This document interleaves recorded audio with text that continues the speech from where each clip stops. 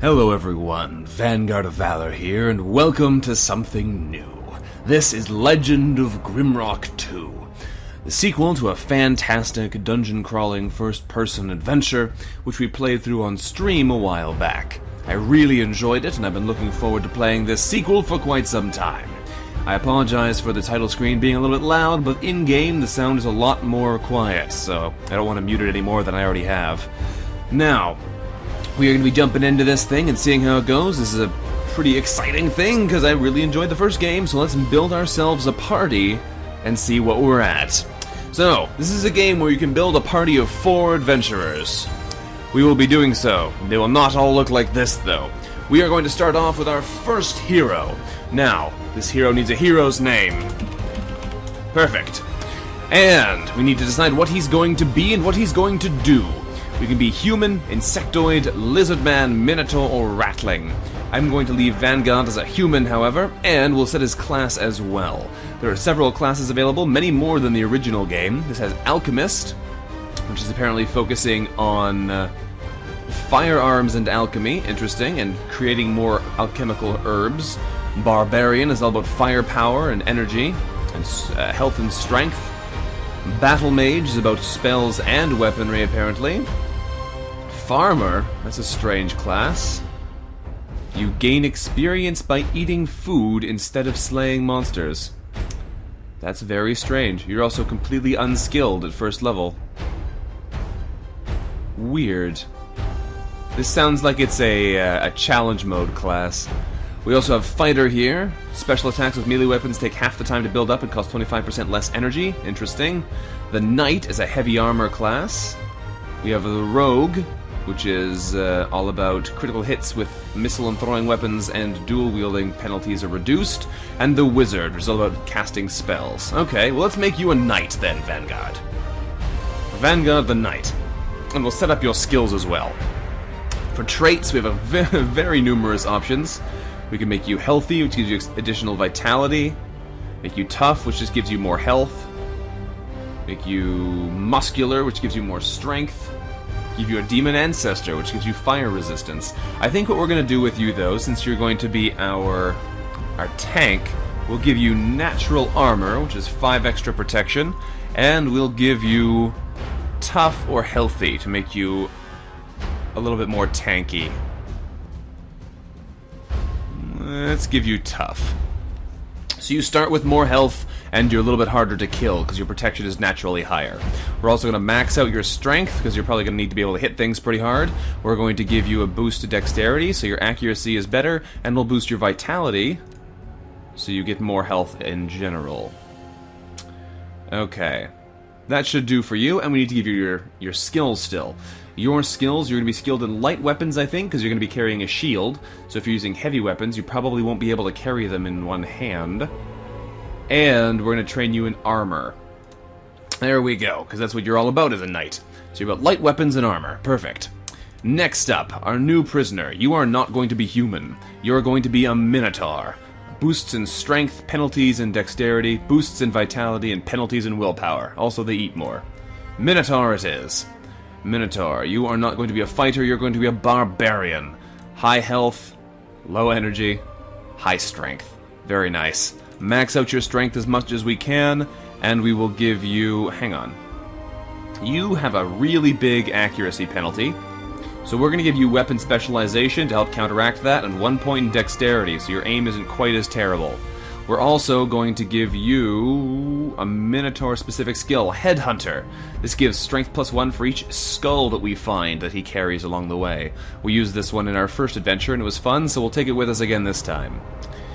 What else are we going to put our points into? We've got 4 left. We could put a couple more into Vitality to make him even tougher, and let's do it like this. Boost Vitality up to make him even more of a tank, since he's not going to be wearing much armor, and Dexterity here to give him a little bit less of a chance of completely missing all of his attacks. He has massively more damage than our human right now. That's awesome. And for skills, we'll give him heavy weapons for certain, and what else do we give him? As our Minotaur, he's not going to be focusing too much on many things.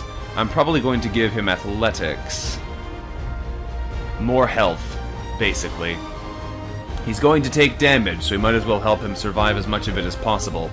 We could also go for a dodge if we think evasion will help him, but with low dexterity, I have a feeling that's not going to be the case. If I buffed up his dexterity, would it give him evasion? It would. Not a lot, though. Well, I think we're going to give him athletics for now, just make him tougher, and that'll do. As for his name, this will be Kurz. Vanguard Kurz the Minotaur, you are not going to be a human, good sir. Oh, there's a bunch of portraits. You are going to be... a ratling. You are going to be a rattling alchemist. As an alchemist, you'll be all about using weapons as guns, and you'll be all about creating us potions. So your skills are simple, athletics is an obvious choice, and firearms is an obvious choice. I have no idea if we're going to get any of these soon, but we're going to try it. Try something new. You're going to want high dexterity to use your guns. You'll probably want some vitality and some strength so you don't die super quickly. And we will give you a little bit of... also to carry more alchemical ingredients, otherwise you won't be much use to us. Willpower might be good for energy points. I don't know if you'll need much as a firearm user, though, so we'll give you that. You're also going to want more dexterity, so we'll give you agile to boost your dexterity even more. What's this? One of your attribute scores, chosen randomly, increases by 1 when you gain a new level. Mutation it is. That sounds like a fun one. Could be completely unhelpful, but we'll take it anyway. And we have another new prisoner who is going to be an insect. Oh, so we need to name you still, don't we? You will be... You will be Shelled. Shelled the Rattling Alchemist, Kurz the Minotaur Barbarian, Vanguard the Human Knight, and our Insectoid is our Wizard. Just like in our previous playthrough of Road into Grimrock, we had a Insectoid Wizard who died constantly, but we will see how it goes. So, he's going to get Strong Mind, which boosts his willpower by 2. And I'm going to give him... Chitin Armor. Protection plus 10. That might be good. Maybe he won't die quite as often that way. And he's going to want Water Magic, because Water Magic is awesome. In the previous adventure, we really enjoy being able to freeze things solid. And we'll take Concentration, because that gives us much more energy, which means they'll have much more mana to cast spells with. As far as stat points go, maxing willpower seems like an obvious choice. Boosting vitality, so they don't die quite so much, might be good as well. And we'll put a point or 2 into vitality. Never mind. Everything into vitality. Give them as much survivability as we possibly can. Okay. This seems like a solid party. You need a name still. What's your name going to be? You're going to be... You'll be Chick. There we go. We have Shelled, Kurz, and Vanguard. Let's start our game and see what happens. I think everybody's got everything they can get. Yep. Let's begin. Hopefully we built a party that will be successful, although there's no way to tell until we get into this game. There may be all manner of problems we'll run into from the way we set up our characters, but until we get there, we'll just have to wait and see. Ominous music sounds in the background as we fade into a sea. A sea in turmoil. I wonder what flag that is. If I knew more about international flags, I could probably figure that out. Maybe check it out later. And the birds wheel above. This is good and ominous, but I have no idea what the story... Oh, there we are. It doesn't look much like us. There's no insects or minotaurs or rats in there, but, interesting. Alright. Ominous magic affects our directions and leads our ship into the stone reef besides.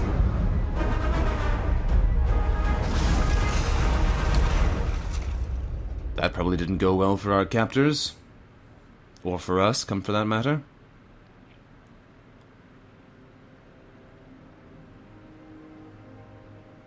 With the ship wrecked, our debris drifts to shore.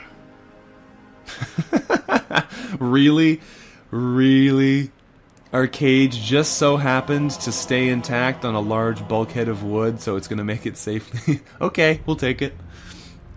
Obviously, Lady Luck smiled on us today. Or didn't, as the case may be. We'll see where we wind up, I guess. And I suppose this is the new Grimrock.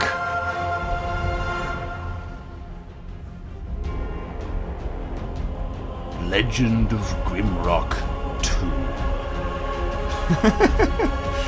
Awesome. Alright. It's really loud, like I said, but it's going to get really quiet. It's already at 40% volume, so gotta make do.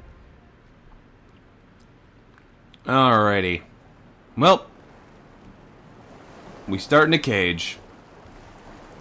This is basically how this game is seen. We have our party here in the bottom right.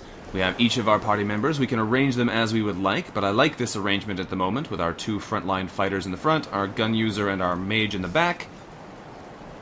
That sounds pretty much ideal. We all have empty hands, nothing in our inventories. We can click on our characters' icons to see what they're carrying. It looks like you have 2 weapon setups this time, which is interesting.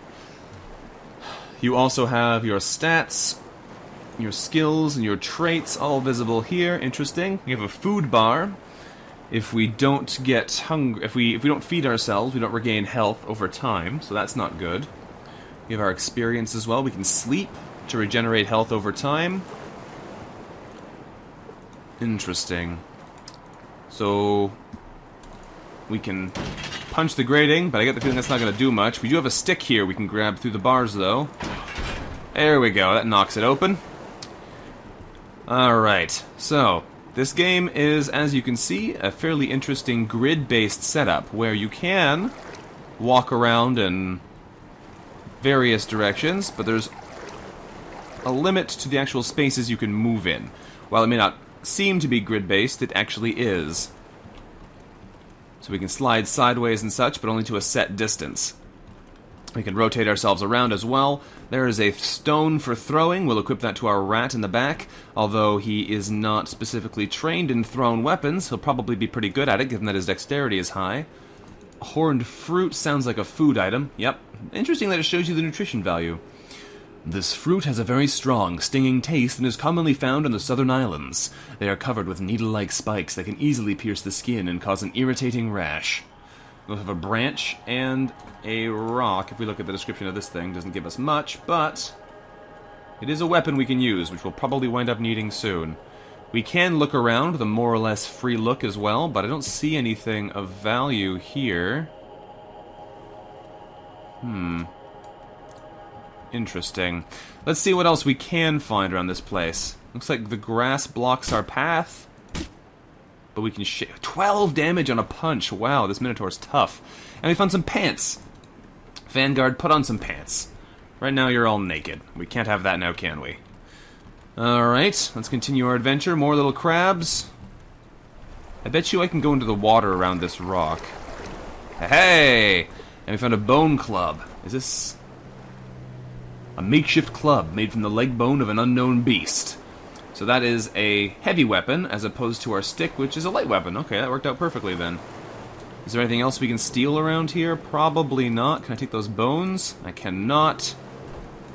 I guess we go through here then. That's actually less damaging than his punch was. Okay, this is just a more resilient substance, I guess. That looks like an alchemical ingredient. That looks like a giant turtle. Hey, turtle. I threw a rock at you. What are you going to do about that? Ooh, he's still going. Woo! Ooh, we pick up our rock again automatically by walking over it. That's nice.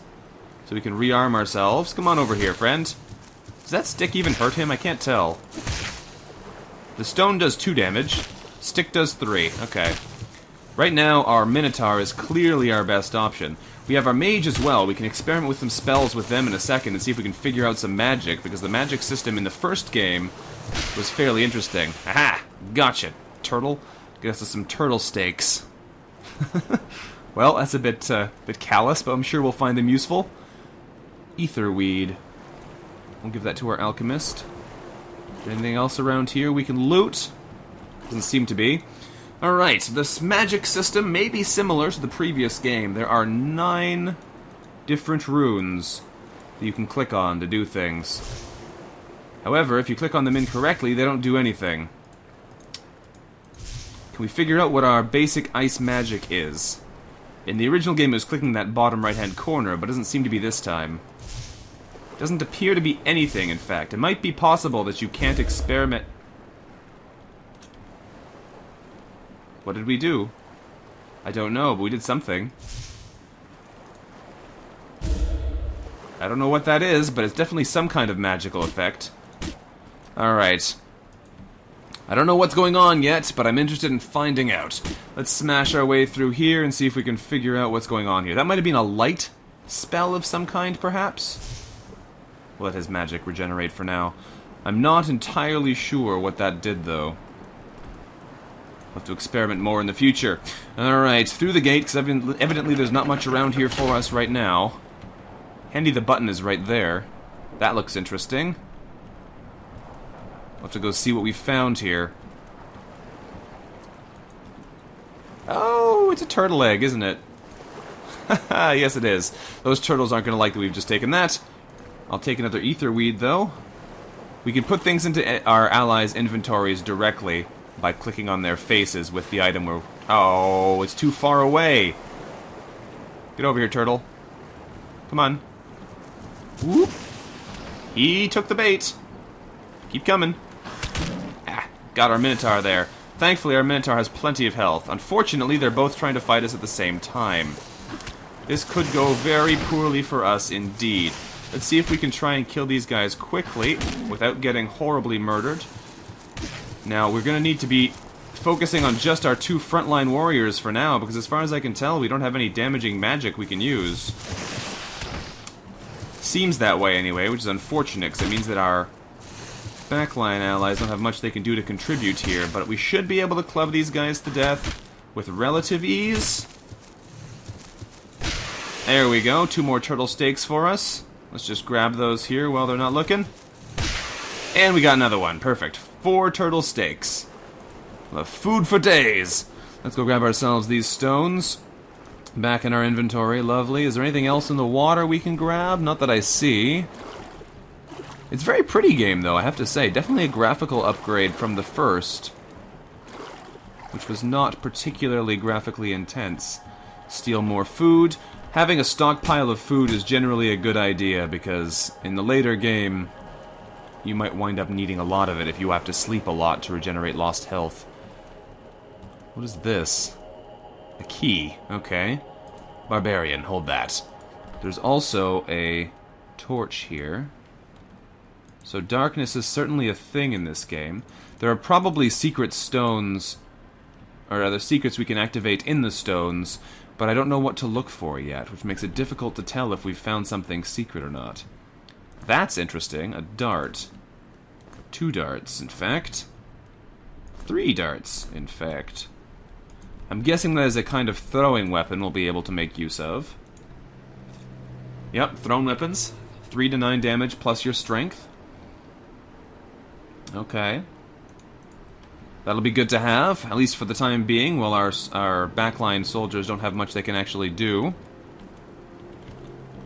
I'd hate to miss a secret this early in the game, but I don't think there's any way for us to know what we'd be looking for yet. So let's just keep going on this way and see if we can't find anything new. I want to grab these crabs. I want to pick them up. Take them with me. But you can't grab the crabs.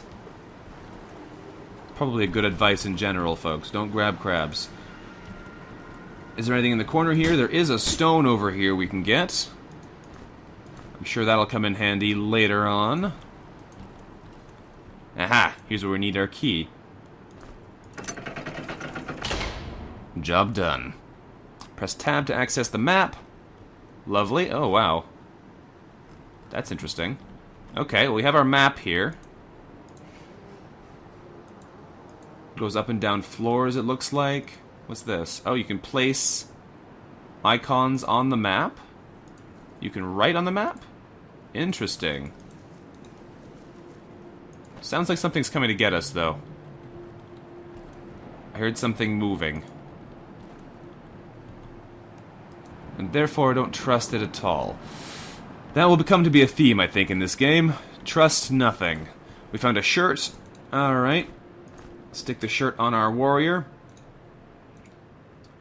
Looks like experience more or less gets shared across everybody, regardless of whether or not they do damage. Our insect has experience despite not hitting anything. Our human has slightly more experience because he's a human, and therefore he gains 10% more experience from everything. We've got some switches here. Alright, presumably touching this switch causes it to close, touching that switch causes it to open, but generally in this game, switches only activate if you touch them for the first time, so that way we can be able to get around that safely. Unfortunately, we had to leave a rock behind, but we already have better throwing weapons, so I'm not too mad about that. This looks interesting, though. A note. I still hear things moving around, which worries me. There's a save crit. Hello, turtle. Alright, let's give the note to our mage. Dear visitor, welcome to my island. I hope your journey was not too detrimental to your health. I think you will find this island to be the most wonderful, yet the most perilous place on Earth. I see you there, turtle. I don't have high hopes about your survival, but maybe you can prove me wrong. Better equip yourself before the night falls. Alright, let's fight this guy. He wants to go, so we'll go. Throw some darts at him. Hit him with sticks, and bone clubs. More darts. The interesting thing about blunt... Oops, that was not what I meant to do. The interesting thing about blunt weapons, like the stone, is that they bounce off of your enemies, whereas the dart, which I'm throwing, sticks in my enemy until I can kill him. So, it means that if you're fighting a bunch of people all at once, and you throw all of your bladed or sharp-edged thrown weapons into your enemy, you may be in a bit of a pickle if you can't get them back. Overall, though, I'd say that went pretty well. Can we go up into this ship? No. Ooh, there's a Zaffi robe there. What's this? Protection +2. This robe protects its wearer from the biting cold and burning heat of the Zaffi Desert. Well, you can stick that robe on then. It's better than this tattered shirt, but you don't have any pants yet, so... Gotta be some exchange of operations there. I wonder if there actually is a day and night cycle in this game. Smack that guy in the butt. Now, you can do a lot of outmaneuvering like I'm doing here. By rotating faster than the enemy can move, he's unable to actually... Whoops, just threw that dart miles off. By rotating faster than the enemy can move, you can evade a lot of their attacks. And that's a pretty key element of this game, as it was of the previous game as well. However, the enemy can also dodge your attacks if they move out of the way at just the right time. So I know I threw one of our darts over here. There's throwing knives in the tree. Interesting. Let's use those instead of the rocks. We'll grab that dart back. This is a much more interesting and open area than originally in the What is this? Hello. This item does not fit well into the statue's hands. Interesting. Alright, so they're already showing us the puzzle elements for this game. That is interesting. This game has a lot of puzzles in it. It has a lot of secrets in it. We're going to do our best to find everything we can. There may be a bit of backtracking that goes on between episodes to find areas we had previously missed. This looks like a spell scroll. Scroll of Fireburst. Well, that would be useful if we had any Fire Mage. Okay, so that is the first... That is doing this. But we don't have the fire magic to use it. That's interesting. Well, we'll hold on to it for now. Might be useful to put on some traps or something later. There's some more food for us. What is this? Crystal of Life. Touch to heal wounds and restore dead champions back to life. Beware, its power needs time to recharge. We don't need any healing right now, but... Ooh, game, come on, you can do it. What happened? Okay, I guess that was the saving. You touch it, it heals and refills all of your strength, and auto-saves the game. Interesting. What's over here, then? Oddly, nothing. That doesn't seem right. I'm guessing this must have been where the two turtles spawned. I'm still looking for interesting details in the stone that might indicate there's some kind of secret here, but as far as I can tell right now, this area is uninteresting. It's just there to hide the turtles from immediate sight. Can we, like, peek up into this ship? Doesn't look like it. I wonder where that piece came from, anyway. This looks ominous. Let's come out here and see what we find out in the grand wide world. There's definitely something moving over here. I bet you that stone circle has something to do with it. What does this say? Welcome to the location of your first challenge. When you're ready, stand in the circle and call out the Guardians. I was right. That stone circle is an obvious trap. Alright, what's over here then?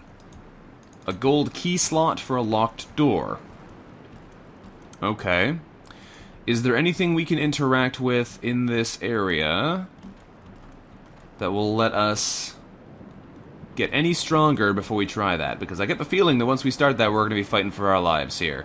So, let's take a quick peek back through over here. Ah, some kind of puzzle area.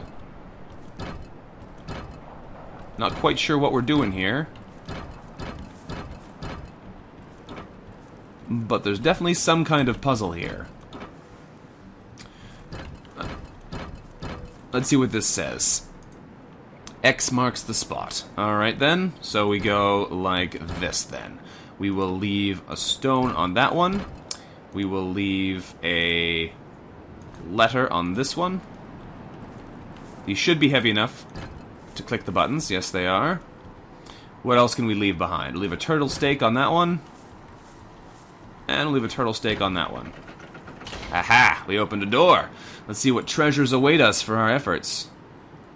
If we need to view the tutorial hints, we can do from the pause menu. Okay. Hello! You look friendly. I get the feeling we might be getting in a bit over our heads here. Woo! Hello! That was quite the jump. How far can you jump? One tile? I don't like you much at all, in fact.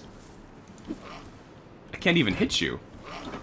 My throwing weapons are doing good damage to you. We got a crit on that one. But I can't hit you with anything else. I can miss you a lot, though. There's another miss. Oh, didn't mean to do that. Got me to throw our dart instead. I wish I had magic so far, but that's always how it goes. You start out without any. Ooh, that was a nasty blow. Are you running away? You seem to be running away. Or are you just repositioning to try and do something else awful to me? Well, you're dead now. What did you drop? Looks like it just dropped my thrown weapons. Interesting. If I take items off of here, does it... Ooh, there's my other knife. Why can't I grab that? Oh, it's on a switch, that's why. Gotta be careful with buttons, because things that get left behind on them... Does that close the door? No, so I can pick this stuff back up again. Things that get left behind on them don't get automatically picked up by your normal actions, because the game thinks you might have put them there on purpose. What is this place all about? Another one of these mysterious statues. Doesn't have anything to do with any of this. Maybe the egg goes in there? No. I don't think we have anything else that would obviously fit into those hands. What does this say? The Legend of Kilhagen. The second most precious thing in life for a seafaring captain is his sword, because without it he cannot command his crew.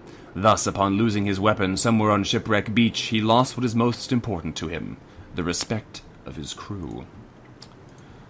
Alright, so I guess that there's some way to get in there to get a fancy sword for ourselves. A fancy addition to our arsenal, in fact.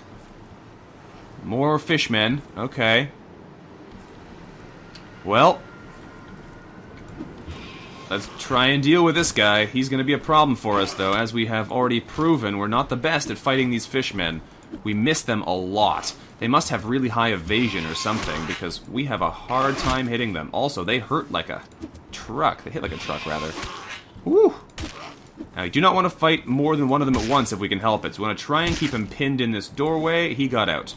Because that way we wouldn't have to worry too much about getting swarmed. Thankfully, one of them is already dead. So that's a good step in the right... You just bounced a knife off of him. I guess that's only fair. He's trained in firearms, not in knife throwing, but still. You bounced a knife off of your enemy. Ooh, it's getting dark. There is, in fact, a night cycle. That's scary. Now what happens? Ooh, it's getting dark out here. Okay, down he goes. Is that spell a light spell? Nope, it doesn't seem to do anything. Are there torches we can take to give us a mobile source of light? Can I light my stick on fire? Nope. Okay, well now I'm worried. Now I'm worried. Take our knife back. It is indeed nighttime. There's a hat. Sounds like there's an enemy behind me. Must be over that way. Do I see anything else of use in this corner here? No. There's a plant we'll take for our alchemist. More plants. Falcon Skyer. We'll see what that does in a second. I'm hesitant to stand out here for too long, though, because it's dark out, and the night may be full of horrors. Ooh, blood drop cap. That looks exciting. Okay, well I don't see much around here as of yet, but we know there's more nasties over to the side there. Some more plants.